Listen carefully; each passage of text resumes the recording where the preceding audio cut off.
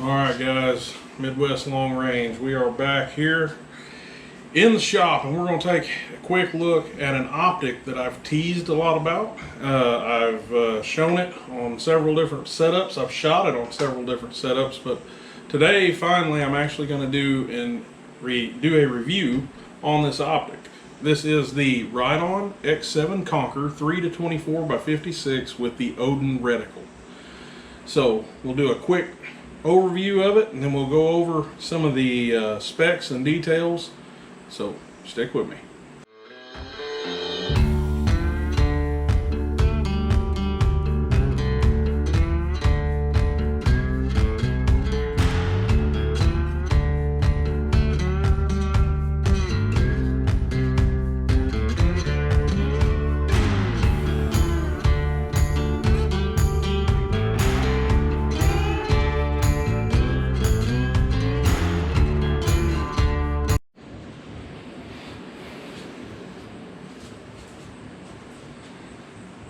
Alright, now that we've kind of gotten an up-close look at this optic, we're going to kind of go over the details. Like I said before, it is 3-24 power magnification. It has a integrated throw lever and the fast focus eyepiece. Exposed turrets with 0 stop. It has illumination with an off in between each brightness setting. It has a 34mm main tube and a 56mm objective. And with all that being said, let's kind of get into how some of this stuff works and just how the turrets feel and how some of the different features on this scope feel. So, like I said, now it does have the fast focus eyepiece, which is very smooth, very firm. But it does move with just my 2 fingers, as you can see there. No slop in it. Kind of comes up nice and tight. The magnification, I'm really glad it comes with the throw lever because this scope is exceedingly tight at this particular situation. Where if you're trying to quickly make a magnification adjustment, it may be a little bit difficult. I know I've talked to some guys that prefer them to be tighter instead of too loose or what have you. I don't really see this as a negative. It just depends on your shooting style and your preference. I shoot PRS, so sometimes I have to make a fast adjustment. And for target acquisition, sometimes I may have to back off on power and then get back in it real quick. So sometimes this is a little difficult for me, but the throw lever does help a lot. So that's one thing to be noted right there. And again, there is no slop. This does not feel, it doesn't feel wrong. It's very tight. Same thing can be said about the parallax. This scope does parallax all the way down to 20 yards up to infinity. I have personally shot this scope. I think my shortest range to date is maybe 45 yards. And then it has been out to just a little over 1,000 yards. That being said, again, it is very firm, very tight. Does not feel loose or sloppy. It has just a graduated scale, no numbers other than the 20 yards that it begins at. And then just all the way up to the infinity sign. There is no 100, 200. You just focus until you can see it.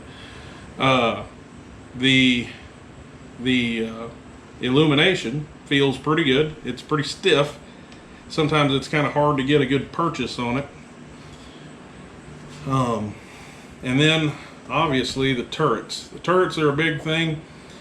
I believe we had this gun out earlier. We were shooting it at 350 yards and it performed very, very well. Now obviously anymore, it seems like a big thing with turrets is the audible, the click, how responsive they are. So let's take a listen.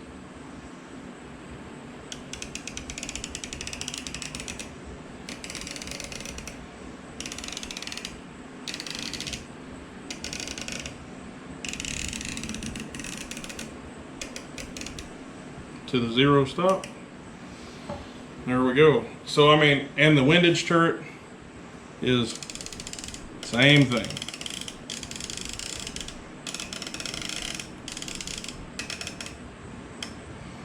So it does have the same style zero stop as the X5 and the other X7s in this class. There's the horseshoe, you know, once you've got your scope set where you want it and you want to re-zero the turret, take it off, make sure the horseshoe is at the 6 o'clock position, make sure it is faced over to the left, and then put the turret back on top of the, put the turret cap, I should say, back on the turret, and zero it with your index line, tighten down your set screws, and you should be good to go.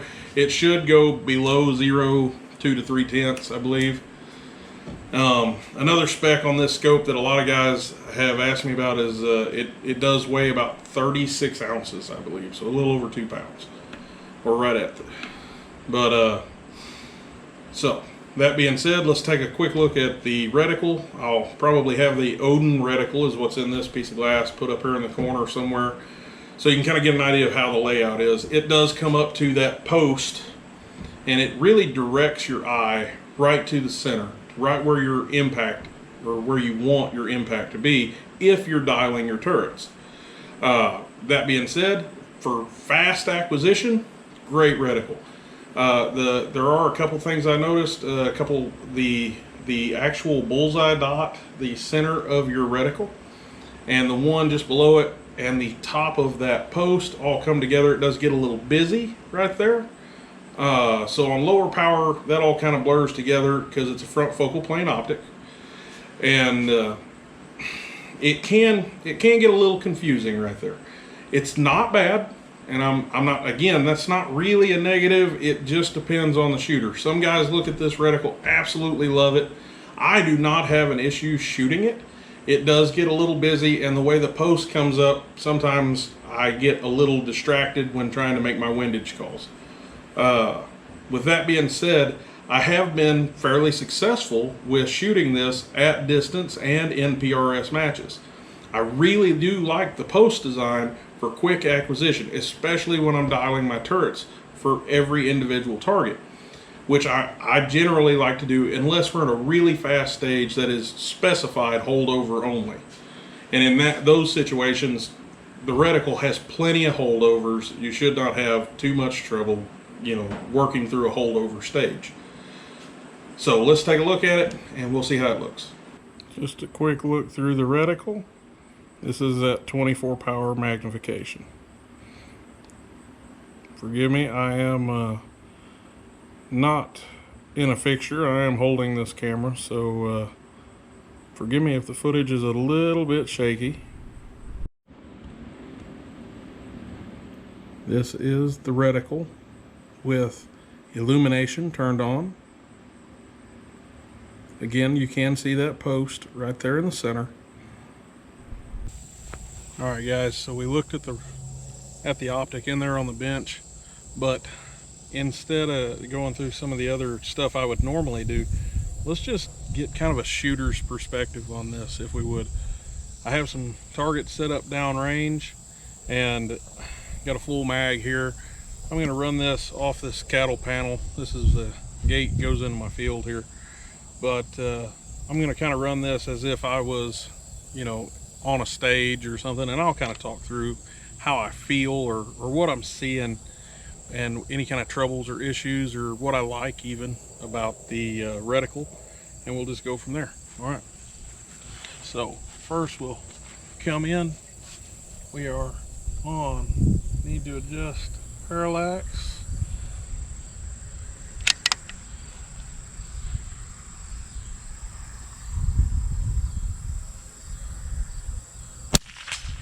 Impact.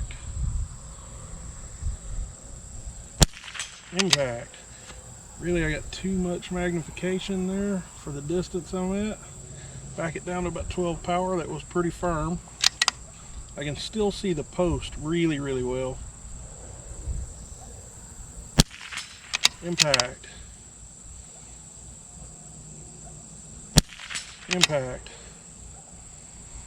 Moving over to a different set of targets. Oh, and a miss. Now I'm going to change position here. So we're gonna go down a rung, throw the rifle back in,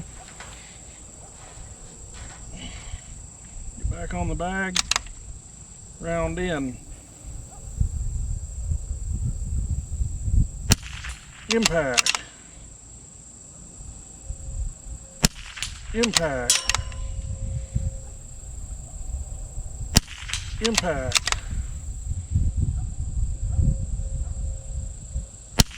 Oh, impact again. I got one more left in the chamber. We're going to change position. Going up high. This is a tough one. I'm on my toes. Hard to get steady and in the glass. Eye box is good.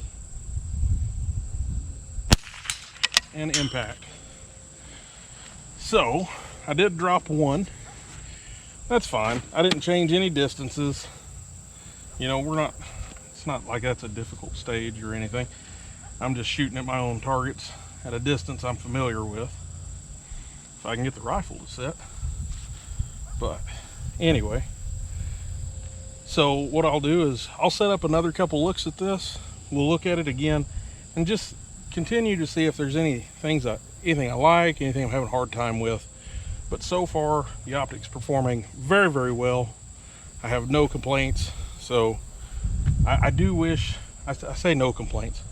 One criticism I have is right there when I needed to change magnification, it was very, very firm. I would like something that would move a little quicker, but that is such a small thing to complain about. Especially on an optic that is this clear. Everything looks great. Parallax is spot on. And the way that post comes up, it makes very, very quick target acquisition. Brings you right to the center. So let's run it again and we'll see where we're at.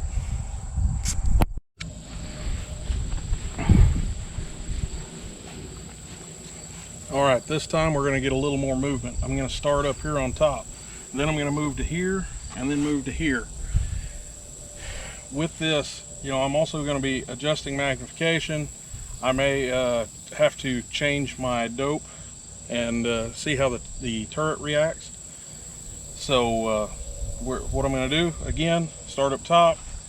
I'm going to do 2 shots, 2 shots, 2 shots, come back to the top, 2 more shots. So 2, 4, 6, 8. Here we go. All right. So in this situation, it would be shooter ready, yes, and begin. Time begins. Come in, check the target, check our parallax. Looking good. We're going to send our first one. Impact. Second one. Impact. And we move.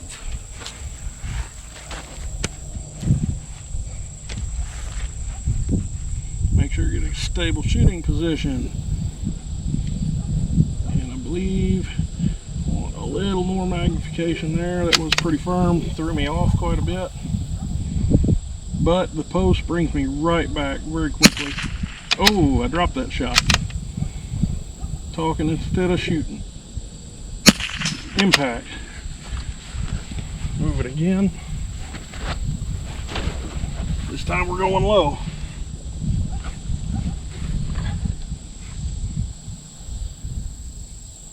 We're going to have to come up a mil.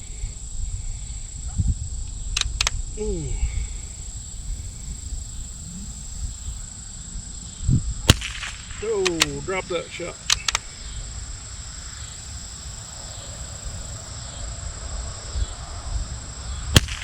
Oh, that's the top.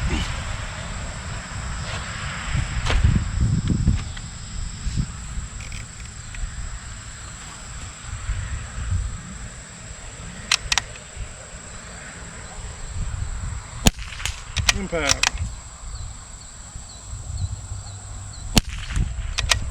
All right. So there was 8 shots run through a station, much like you'd see in a PRS match. All right, folks, quick final look at the X7 Conquer 3-24 by 56 before I get out of here for the evening.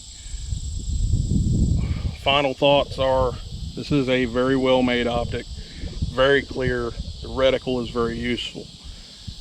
If I was shooting a very high precision, maybe F-class style match, this would probably not be my first choice of reticle. But for a PRS style match that requires very fast target acquisition and good holdovers, this reticle is solid. It works really well bringing you right to center. That's just kind of how it's designed. I don't know if that's how it was intended, but that's how it works for me. I could also see long-range hunters finding some good benefit to this optic as well, just with the way that reticle always brings you to center, no matter what magnification you're on. Looking at it from a competition PRS perspective, or the 3 power range is not very useful to me. I rarely ever drop below 12 power. Now to a hunter, a long-range hunter, or maybe getting caught up with something closer in, they may find that far more useful, but to each his own on that. Turrets are very audible, very tactile, a little coarse, but there's no slop, no play. They just really well made. Parallax works great. It's a little tight but very smooth. It's no slop in it, no mush per se. The fast focus eyepiece is like butter. That thing moves great. Really love that. The illumination is a bit tight. It is, you really have to get a hold of that and make sure you have it in a kind of a muggy, humid ridden environment that I've been shooting in. I shot a night match and it was hard for me to get the illumination on and off. You know, everything's slippery, there's dew on everything, you're sweating, so that to be taken into account. It was a bit tight. That being said, it works great. The illumination looks good. It does not bleed even at 6 power, you know, at 6 intensity or whatever the 6 setting stands for. But really well done there. Other than just how hard it is to turn that is a bit of a criticism there. And lastly, the magnification ring. I'm very glad it does have a built-in throw lever. That's very handy considering how firm that is to turn. It's very tight. To some shooters that may not be a big deal, and they may even prefer it that way. Sometimes I have to make quick changes and move through very quickly and get that from a low power to a high power in a hurry and in a time crunch. I may only have seconds to spare on the clock. So I wish that was a little easier, but it's not a deal breaker. This is a really solid optic and it works exceptionally well. I feel like it comes in well at its price points. Check out your dealers or contact us at Midwest Gun and Pawn in Rogersville, Missouri.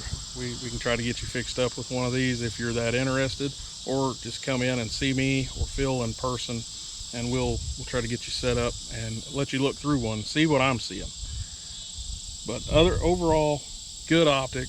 It does the job. There are a few critiques, no deal breakers, just my personal perspective. So come back and see us next time. This is Midwest Long Range. Stay safe.